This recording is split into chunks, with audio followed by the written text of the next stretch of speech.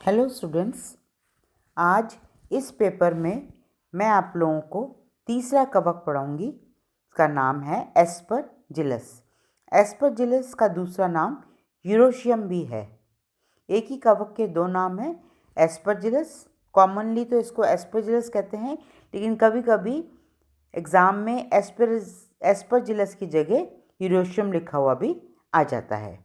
इस वीडियो में एस्परजिलस की क्लासिफिकेशन, उसका आर्थिक महत्व, एस्परजिलस का थैलस के बारे में कि इसका स्ट्रक्चर कैसा होता है, और अलैंगिक चरण के बारे में पढ़ेंगे। इसकी क्लासिफिकेशन है, आप लोग देखिए वीडियो में, इसमें लिखी हुई है। डिवीजन है यूमाइकोटा, सब डिवीजन एस्कोमाइकोटिना, क्लास है एस्कोमाइसिटिस, ऑर्डर एस्परजिलस, और यूरोशियम लिखते हैं तो ऑर्डर लिखेंगे यूरोशियल्स, और फैमिली है एस्परजिलसी ऑब्लिक यूरोशियासी।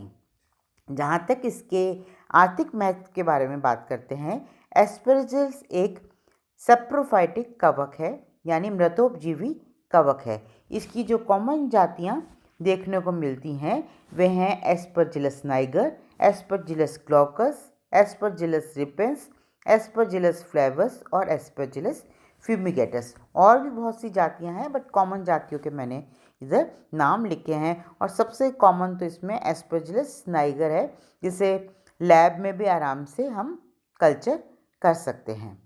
जो एस्परजिलस की जो विभिन्न जातियां हैं, ये फलों पे, सब्जियों पे, अचार पे, मुरब्बों पे, मिठाइयों पे आदि पदार्थों को ये संदूषित करती हैं।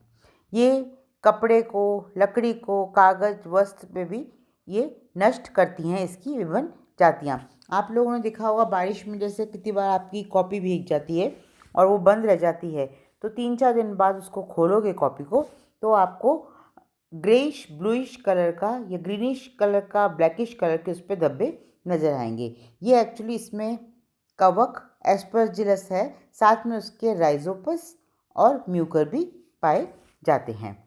एस्परजिलस जो है, ये इसके द्वारा जो इम्पॉर्टेंट एक रोग होता है, यहाँ पर लिखा है मैंने, देखो, एस्परजिलोसिस। और ये एस्परजिलोसिस जो रोग है, ये होता है एस्परजिलस फ्यूमिगेटस के द्वारा, और ये ह्यूमन बींग्स और एनिमल्स में देखने को मिलता है। सबसे इम्पॉर्टेंट इसका जो आर्थिक महत्व है वो है एस्परजिलस फ्लेवस का। इसके द्वारा कुछ केमिकल्स होते हैं, उनका नाम हम कहते हैं एफ्लाटॉक्सिन्स। ये विषैले पदार्थ होते हैं जो कार्सिनोजेनिक होते हैं। कार्सिनोजेनिक मतलब कैंसर कॉजिंग।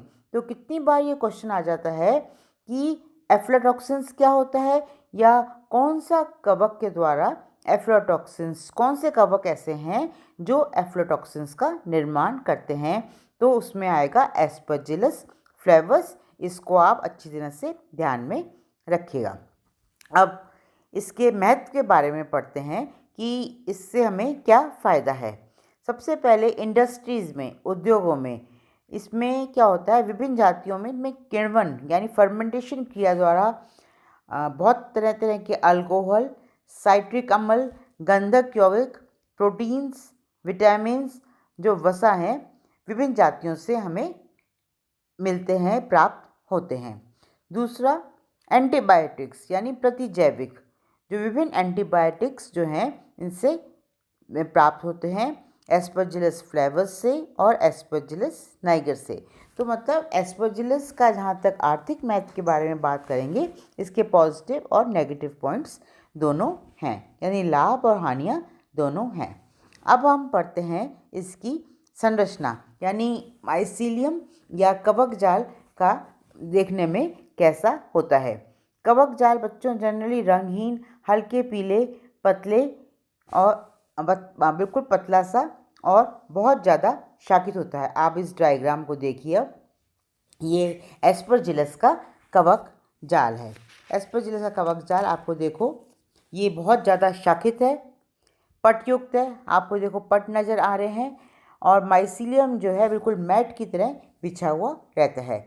अब कोशिकाएं देखो, इसकी मल्टी न्यूक्लिएट हैं, यानी एक पिंक कलर के इसमें केंद्रक हैं। एक कोशिका मल्टी न्यूक्लिएट मतलब बहुकेंद्र की होती हैं, और ये जो है कोशिका जो होती हैं वो कवक जाल जो होता है हाइलिन यानी कछाव होता है। इसमें जो केंद्रक होते हैं वो होमोकैरियोटिक कहलाते हैं, यानी समकेंद्रकी। कि समकेंद्रकी मतलब एक ही प्रभेद के केंद्रक जो है कोशिकाओं में देखने को मिलते हैं। लेकिन कभी कभी क्या होता है, शाखा मिलन, जिसे हम इंग्लिश में कहते हैं एनास्टोमोसिस, मतलब दो अलग अलग प्रभेद की शाखाएं मिल जाती हैं, जिसकी वजह से एक सेल में दो अलग अलग जीनोटाइप के केंद्रक भी देखने को मिलते हैं। मतलब होमोकैरियोटिक और हेट्रोकैरियोटिक, समकेंद्र की और विषम केंद्र की अवस्था दोनों देखने को मिलती है। अब जो इसमें सेप्टा आप देख रहे हो, पट सेप्टम लिखा हुआ है, पट बिल्कुल सरल होते हैं और साइटोप्लाज्म के अंदर माइटोकॉन्ड्रिया, राइबोसोम और एंडोप्लाज्मिक रेटिकुलम प्रेजेंट होता है। रिजर्व फूड मटेरियल, संचित भोजन जो है ऑयल ग्लोब्यूल्स के रूप में देखने को मिलता है, यहाँ हमने लेबल कर रखा है। तो ये तो बच्चों हुआ इसके कवक जाल यानी माइसीलियम के बारे में। नेक्स्ट हम पढ़ते हैं इसके अलैंगिक जनन के बारे में। आप ये चित्र देखो, इस चित्र को आप पहले ये डायग्राम देखो। पहले रिप्रोडक्शन जो है, जहाँ तक जनन के बारे में करते हैं, सबसे पहले हम आपको बता दूं कि वेजिटेटिव जनन यानी कायिक जनन जो है फ्रेगमेंटेशन यानी खंडन द्वारा होता है। क्या होता है फ्रेगमेंटेशन में? एस्परजिलस का कवक जाल विभिन्न खंडों में डिवाइड हो जाता है और हर एक खंड में क्षमता होती है कि नए कवक जाल का निर्माण करने के लिए। अब पढ़ते हैं अलैंगिक जनन के बारे में। आप ये डायग्राम देखिए बच्चों। डायग्राम में देखो, अलैंगिक जनन हमेशा ध्यान रखना कोनिडिया द्वारा होती है और कोनिडिया का निर्माण श्रृंखला में या चेन में होता है। और कोनिडिया का निर्माण किस पे होता है? आप देखो यहाँ कोनिडियोफोर जो है लिखा हुआ है। कोनिडिया का निर्माण जो है कोनिडियोफोर के ऊपर होता है। क्या होता है, कोनिडियोफोर निर्माण के टाइम पे कुछ माइसीलियम यानी कवक जाल की कुछ कोशिकाएं ज़्यादा उनमें वृद्धि हो जाती है और उनकी जो वॉल होती है वो थिक हो जाती है। अब ये थिक वॉल जिन कोशिकाओं की हो जाती है उन्हें कहते हैं फुट सेल्स। प्रत्येक फुट सेल में से एक, अब आप ये डायग्राम देखिए बच्चों। अब ये नीचे की जो कोशिका है, जो लंबी सी आपको दिखने में नीचे की जो कोशिका है, एरो लगा हुआ है, ये है फुट सेल। इस फुट सेल में से एक इरेक्ट शाखा निकलती है और इस शाखा को हम कहते हैं कोनिडियोफोर। यहाँ लिखा हुआ है यंग कोनिडियोफोर। नीचे के सेल जो है वो है फुट सेल और ऊपर की जो शाखा जो फुट सेल में से निकली है, जो सीधी खड़ी है, उसमें को कहते हैं कोनिडियोफोर। यहाँ पर लिखा हुआ है यंग कोनिडियोफोर। कोनिडियोफोर अनब्रांच्ड होता है यानी शाखित नहीं होता और पटहीन होता है। इसके शीर्ष पर कोशिका द्रव्य जो है, इस डायग्राम पे आ जाइए। कोनिडियोफोर के शीर्ष पर अधिक मात्रा में जो है साइटोप्लाज्म इकट्ठा हो जाता है और केंद्रक जो है अधिक मात्रा में इकट्ठे हो जाते हैं, जिसकी वजह से कोनिडियोफोर का जो शीर्ष है वो फूल जाता है।